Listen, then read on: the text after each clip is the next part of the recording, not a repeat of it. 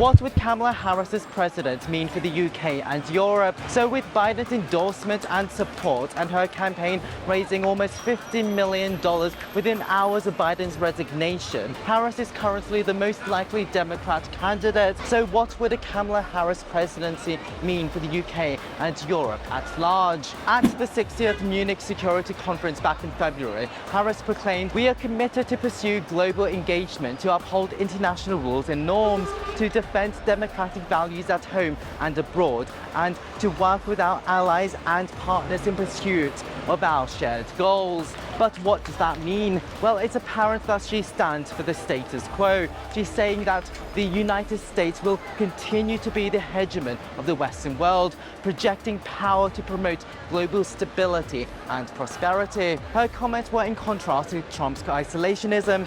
He's consistently concerned European allies with suggestions that he would no longer grant protection to NATO partners who aren't spending the required 2% of GDP on defense, undermining Article 5 of the Mutual Defense Clause. Harris implied that Trump's move would greatly weaken America and undermine global security. However, the UK currently spends 4.5% of GDP on defense, Poland 3%, and in fact only 8 NATO members such as Belgium and Luxembourg are spending under the 2% at this point. So outside their rhetoric, it's very difficult to say whether Harris or Trump would result in any difference for Europe in terms of defense. In fact, Berezko, head of Ukraine's Foreign Relations Committee, doesn't expect any real change even under Trump, expecting him to fall back in line with the status quo after forced peace negotiations with Russia inevitably fail. You might, however, suggest that everything she's previously expressed is irrelevant as it was under the Biden administration.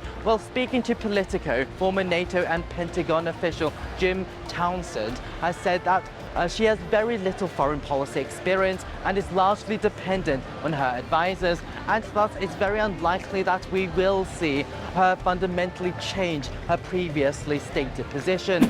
And back to the UK, has Starmer said anything? Well, as of today, the 22nd of July, he's declined to directly offer support for the vice president, but has promised to work with whoever the American people choose to elect into office. This can be seen as being respectful for American democratic practices, or it can be also seen as a lack of confidence for Kamala being elected. What are your thoughts? Let me know in the comments below.